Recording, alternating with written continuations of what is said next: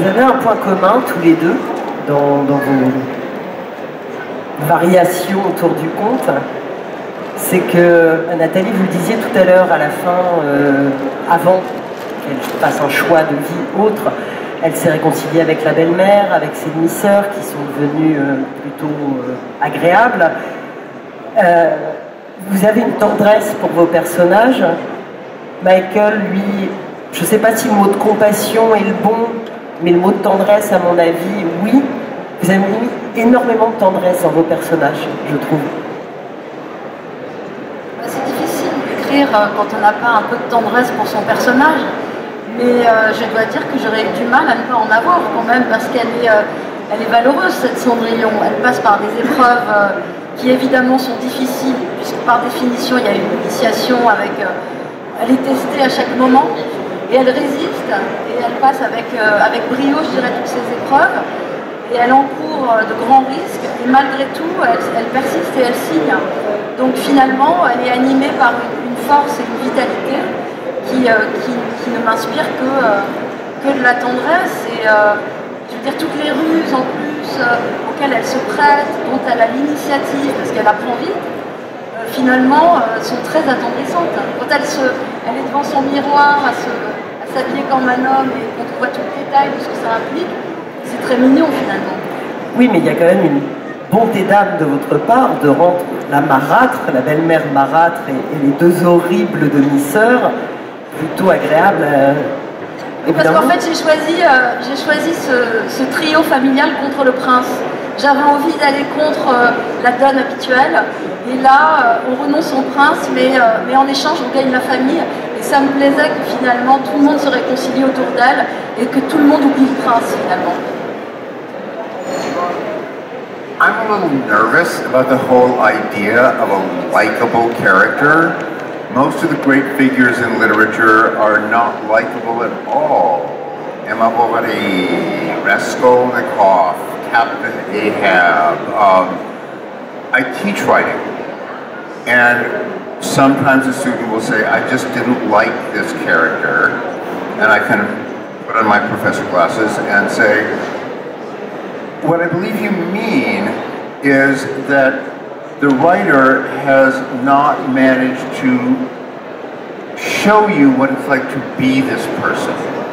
Because to me, writing fiction is not about writing likable characters, it's about cracking the code of a person. It's about understanding what it's like to be anybody, even Donald fucking Trump, right? That it's about empathy. It's about taking you out of who you are and putting you in the mind and body of somebody else. And frankly, I prefer despicable characters to likable ones. Ça me met toujours un petit peu mal à l'aise lorsqu'on parle de personnages qui doivent être aimables, que l'on doit pouvoir aimer. Je crois que la plupart des grands personnages de la littérature, j'ai en tête, je sais pas, le capitaine Ahab par exemple, ne sont pas des personnages particulièrement charmants, particulièrement agréables. Et vous savez, moi-même, j'enseigne l'écriture, et lorsqu'un étudiant vient me voir pour me dire qu'il n'a pas aimé tel ou tel personnage, je mets mes lunettes de professeur, je le regarde un peu de travers, je lui dis, je crois que ce que tu veux dire, c'est que l'auteur n'a pas réussi à te montrer ce que c'est que d'être ce personnage, comment il fonctionne de l'intérieur. Je crois que la littérature ne repose pas tant sur des personnages que l'on puisse aimer, des personnages agréables. Je crois que la littérature consiste plutôt à déconstruire, à expliquer les fonctionnements internes de personnages aussi désagréables que possible, voire même aussi désagréables que Donald Trump s'il le faut. Je crois que c'est une question d'empathie, finalement. Un auteur doit pouvoir vous permettre de comprendre comment fonctionne l'esprit et le cœur de ces personnages. Alors, les personnages que l'on doit pouvoir aimer, moi ça m'intéresse beaucoup moins. Oui, en fait, un de vos sujets, c'est l'âme humaine depuis longtemps. Et le conte, c'est aussi un moyen de montrer que rien n'est tout blanc et rien n'est tout noir.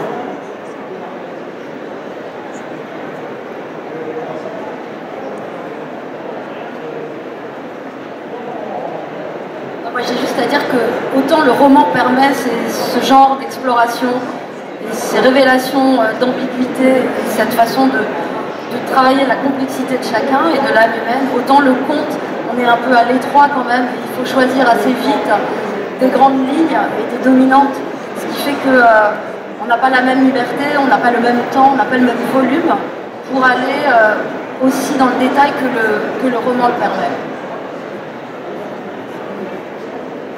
You know, one of the great things about fiction, short or long, is we can do whatever we want. I like that about it. We can do whatever we want.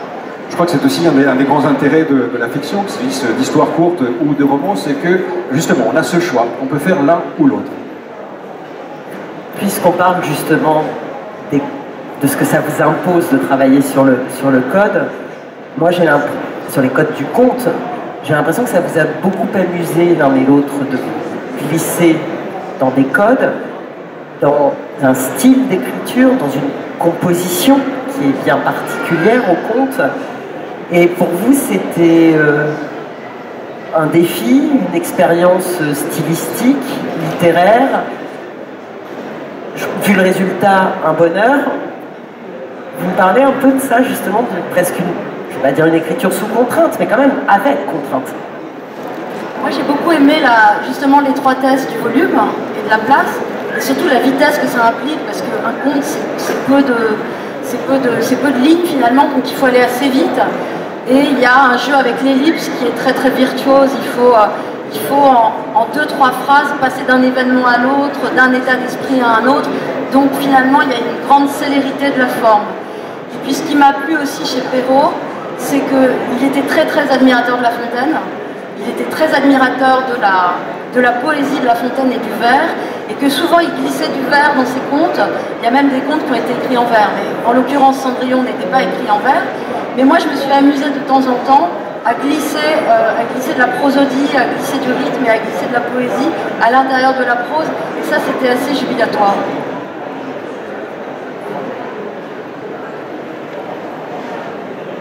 It's always the same for me.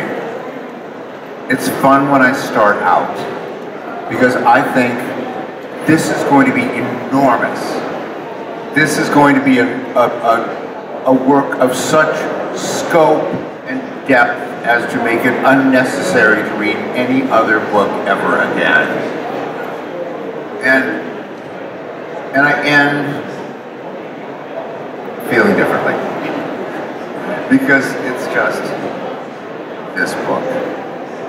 And it may have some good things in it, but it's not, the fun's at the beginning, when it could be anything. And the less fun, for me, is at the end when I realize it's a book.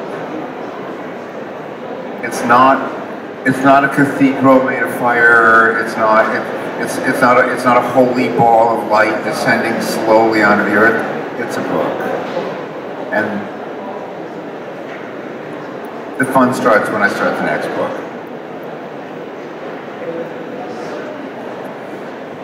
Donc pour moi, je veux dire que c'est toujours un petit peu la même chose. Ce qui est drôle, ce qui est marrant, ce qui est excitant, c'est simplement le début du travail.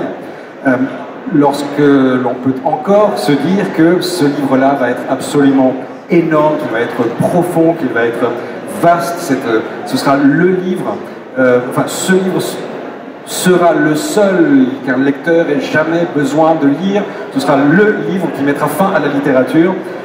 Bien sûr, c'est le sentiment qui vous anime au départ, et puis finalement, voilà, on est toujours déçu lorsqu'on se retrouve avec ça, avec le résultat final qui n'est jamais qu'un livre parmi d'autres. Il y a peut-être ses bons points, certainement, mais là encore, l'enthousiasme, c'est au début du travail, quand tout est possible et quand tout le potentiel est encore exploitable. La fin du travail d'écriture, c'est, comme je le disais, beaucoup moins drôle quand finalement on comprend que ça n'est jamais qu'un livre, que ce n'est pas une cathédrale de feu, que ce n'est pas une boule céleste sacrée qui descend des cieux, non, ça n'est jamais qu'un livre. Et puis bien sûr, l'enthousiasme renaît lorsqu'on s'attaque au livre suivant. I think the writer should be dissatisfied. I think the writer should feel disappointed. Because if you're just happy, if just wow, that was fun all the way. I had a great time doing that. I wonder then, what more could you have done? Why were you so easily satisfied? Je crois qu'il est important qu'un auteur soit déçu, justement, soit insatisfait. Parce qu'un auteur qui serait pleinement satisfait de ce qu'il a fait, qui dirait simplement « Waouh, c'était super, je me suis vraiment amusé à écrire ça », moi j'aurais toujours envie de lui demander à cet auteur-là « Oui, d'accord, mais qu'est-ce que tu aurais pu faire de plus? Qu'est-ce que tu aurais pu écrire de plus ou de mieux ?» Mon avant-dernière question, moi, quand je pense conte, alors c'est sûrement lié à l'enfance, je pense aussi mythologie grecque, romaine. Est-ce que vous auriez eu autant de liberté en vous appropriant ça? Alors je pense à la nouvelle de Manuel Candré dans Leur conte de Perrault, où lui il fait du Petit Pousset un mélange de Thésée et d'Ulysse. Est-ce que la mythologie, qu'elle soit grecque ou romaine, pourrait être un autre exercice? Ou vous, Nathalie, est-ce que vous laissez les références de la Rome et de la Grèce antique à Racine? Je pourrais éventuellement m'en servir aussi, mais en l'occurrence, je n'en ai pas tellement éprouvé le besoin. Si ce n'est que la transformation et la métamorphose est au cœur de la mythologie et de toutes les histoires de mythologie et de toutes les figures mythologiques. Elles passent leur vie et leur temps à se transformer en autre chose qu'elles-mêmes. Donc forcément, ce ressort-là, je m'en suis servi. Mais comme Perrault s'inspirait d'Ésope, enfin voilà, il avait ses références et finalement les références passent, je dirais, dans le lait, quoi. Donc finalement, je m'en sers aussi, mais indirectement. I agree completely. That they come from the same crack in the earth. The myths are older than the fairy tales, but they're essentially the same body of stories. I guess I feel, well, for one thing, we started with fairy tales and moved on to myths because I wasn't having enough nightmares from the fairy tales. And also, how strange to be on a stage thanking the Disney Corporation. But the Disney Corporation has kept these fairy tales more alive in our active imaginations. You know, The Little Mermaid just provokes more recognition than Hera and Zeus. And I think, I wasn't conscious about that, but you know, I think you want to work with older forms that have an active life right now today. And Disney just didn't do the myths. I wish it would.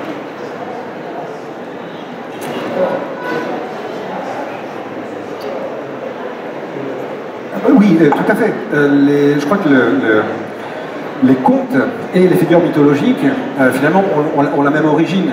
Elles nous arrivent toutes du même point d'origine. C'est finalement le même corpus d'histoire que traitent l'une et l'autre. Moi-même, j'ai commencé par lire des contes, je suis ensuite passé à la mythologie antique, pour la bonne et simple raison qu'elle me donnait davantage de cauchemars, et j'aime bien ça. Mais par ailleurs, je crois que c'est assez curieux qu'on soit assis ici sur scène à évoquer Disney.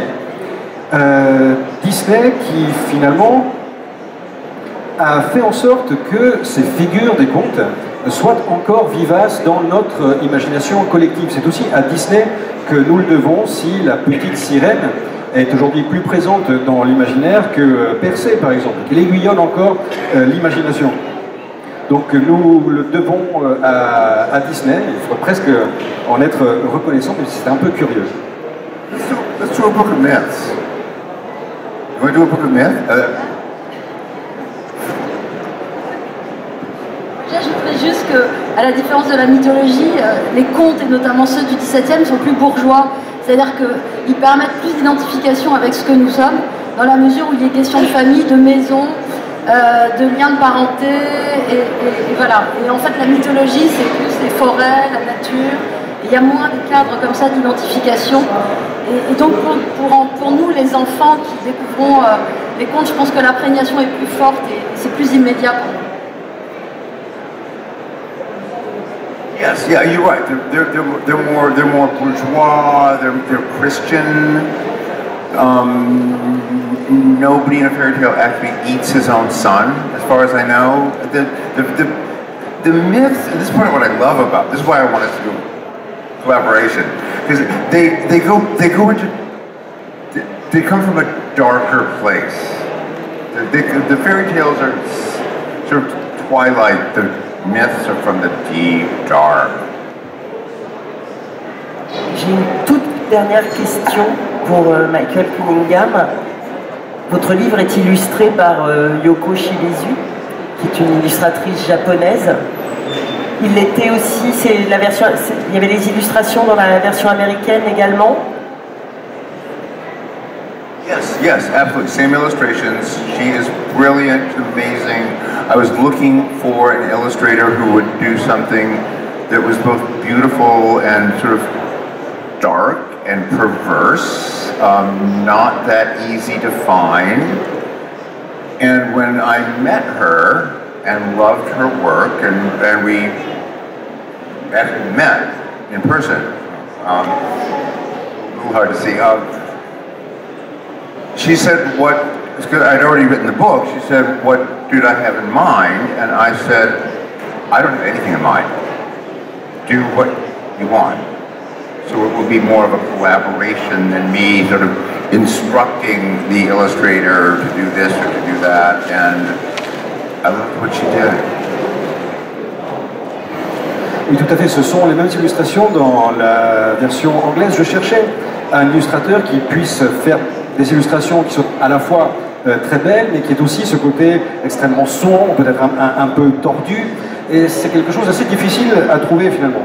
Et lorsque j'ai enfin rencontré mon illustratrice en personne, évidemment que j'ai adoré son travail.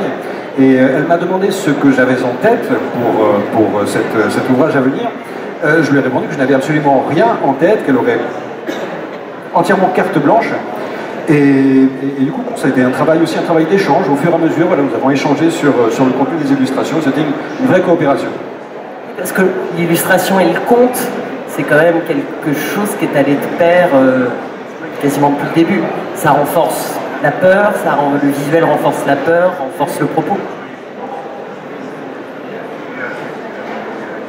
I wanted to see Yuko's associations. Like what image from each of the fairy tales stood out most for her, and